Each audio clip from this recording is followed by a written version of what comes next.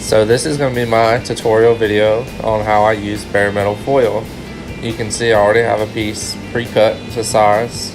I started to separate it by using a hobby knife. You can see I've moved on the tweezers now. You want to be very careful not to tear it because this is kind of thin and it's easy to tear. I also have a glove on to keep from putting fingerprints on the body as I'm working on it. You can see I'm kind of pressing it and pulling at the same time. This is so that way I don't pull it completely off the paper and it'll start to curl up and stick to itself, and then you generally tear it trying to pull it back apart. You can see I have a Q-tip, and what I'm doing is I'm pushing down and making sure that all the places that I want to stay on the body are stuck on very well. I'm trying to get a flat surface as well, getting all the wrinkles out.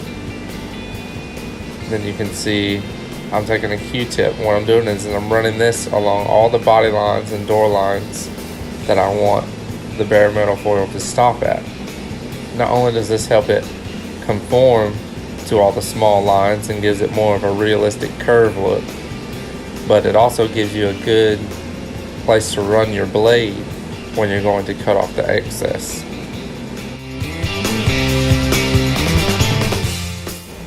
So I want to put this part in slow motion so you can see, you watch the tip of the Q-tip, you'll notice the path that it leaves behind and how much sharper it is and more defined.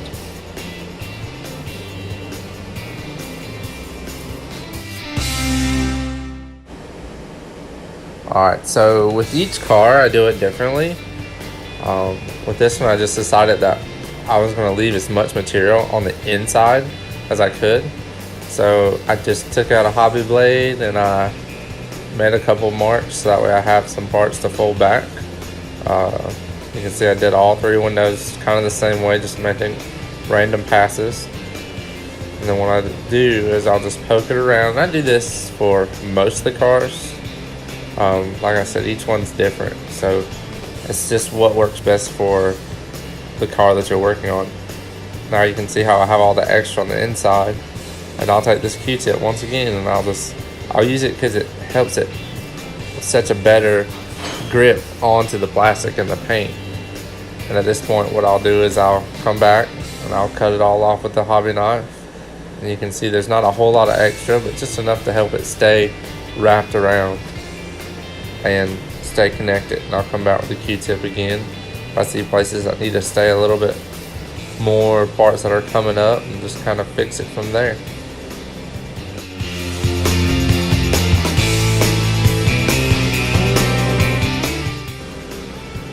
Okay, so now we're moving on to the hard part, and that's cutting the bare metal foil off of the model. So of course you want to start with a brand new blade. The sharper the better. The amount of time that it would take to fix mistakes by using an old blade isn't worth the price of a blade itself. So it's always best to just grab a brand new blade. Go ahead and just replace the one that's in your hobby knife afterwards with it. You know, whatever you want to do. As you can see, I don't have it actually connected to the handle. I just use the blade. I feel like it gives me a little bit more control because I don't have so much to hold on to. You don't have to push down a whole lot, and that's one of the reasons why I don't use it in the handle. I just use it with my fingers because the bare metal foil itself cuts very easily. So you'll notice that I go around this curve without stopping. That's because I always feel like you should start and stop in a flat, straight area. If you start and stop in a curve, you'll notice that spot where you started and stopped. You can see that what I do is I pull towards the bare metal foil that I want to stay on the kit. And that's because if you pulled parallel to it, you'll notice that it'll tear and you'll end up with small bits left, and then you'll have to remove those small pieces, and in the process you can damage what you're wanting to actually stay. So on this piece that I'm about to pull off, I want you to watch the left corner right here by this curve I was talking about earlier, and you'll notice that little tiny piece comes up, and I feel like that's because I pull it towards the bare metal foil that I want to stay. And that's what I was talking about by having little pieces staying behind. Once again, taking the bare metal foil and pulling it towards what you're wanting to stay. And what that does is it creates just a little bit of friction against each other and allows it to tear easier. Maybe you didn't cut it deep enough, or maybe there's just a tiny spot that you missed. It'll actually tear it from the pressure of you pulling it against each other. And there it is, finished. Now you'll see some spots you're not satisfied with, like here on the windowsill and things like that.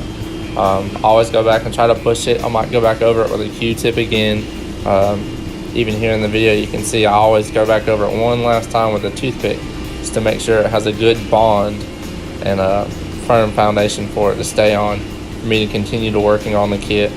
And even with this one, I painted some black weather stripping over it